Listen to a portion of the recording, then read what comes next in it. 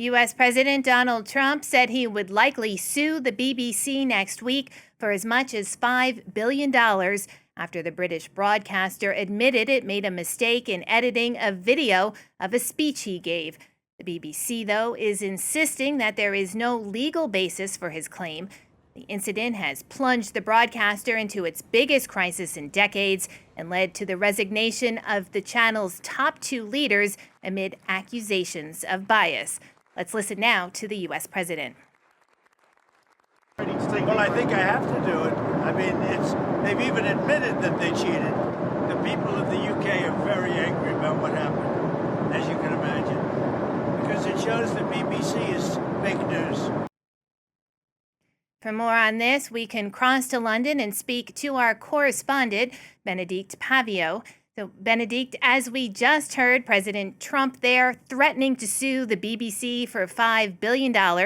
What's the BBC been doing to try and appease the president? Let's just make clear, Catherine, that this is the latest salvo in this very public dispute between the American President Donald Trump and the worldwide celebrated by many, the BBC, which is a public service broadcaster.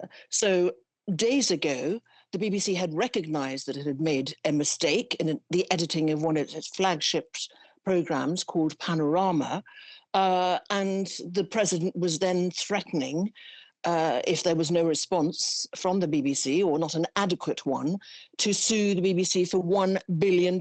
He's now upped that to between $1 and $5 billion, a huge, huge sum.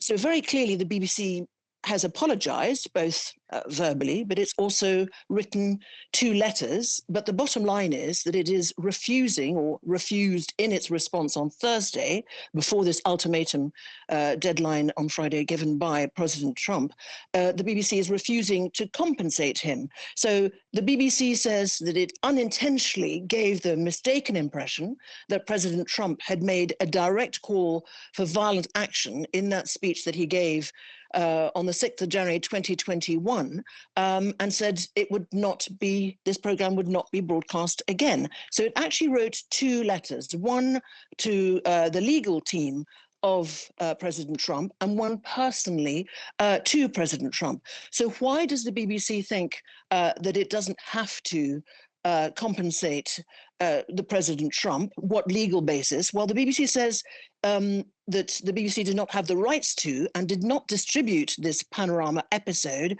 on its US channels. Also, when the documentary was available on its online platform, BBC iPlayer, it was restricted to viewers here in the United Kingdom. It says the documentary did not cause Trump harm, and I quote, as he was re-elected shortly afterwards. It says the clip was not designed to mislead, but just to reduce the length, a very long speech. And it has to be said that the two extracts that were collated together were 54 minutes apart.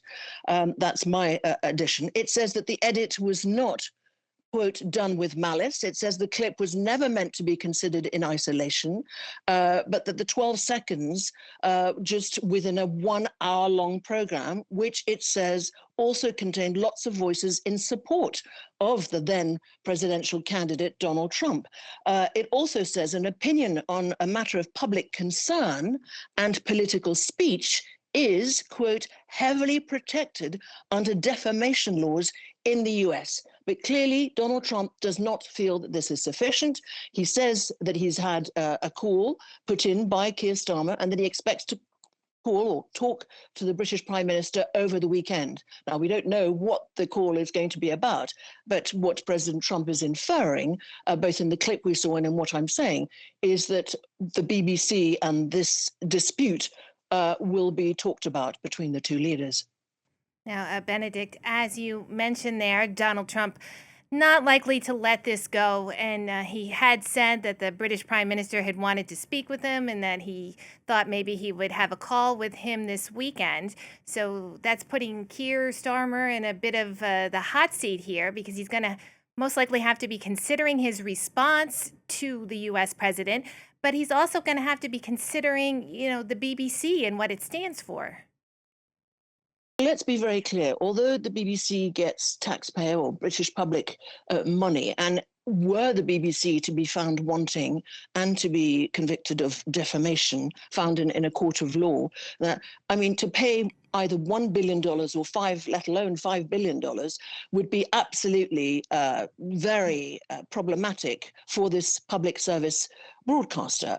But of course, it's also about the issue of impartiality and the perception of that. So this is clearly a very important time and moment in the history of the BBC, its worldwide reputation, its credibility, its impartiality, which the public service broadcaster cares deeply about being viewed as impartial in its news reporting. Now, it has to be said, to put in context, there have been criticisms also in a leaked now report in the Daily Telegraph last week about the fact that its coverage of Gaza was biased and some other issues. There have been other scandals. But clearly, this at a time when the trust across the world in institutions is decreasing, let alone from the BBC itself, is hugely problematic. And it is clear that the more right-wing parties here in this country are the ones that have been criticizing the BBC for its coverage. They say that there's a left-wing bias, and they would like to see the BBC organized and managed in a different way. But the BBC is independent of the British government. That is important to say that. But what this will do to the financial viability of the BBC, let alone its worldwide reputation, remains to be seen. Bénédicte, thank you so much for keeping us updated on this story. That's France 24's London correspondent, Bénédicte Paviot.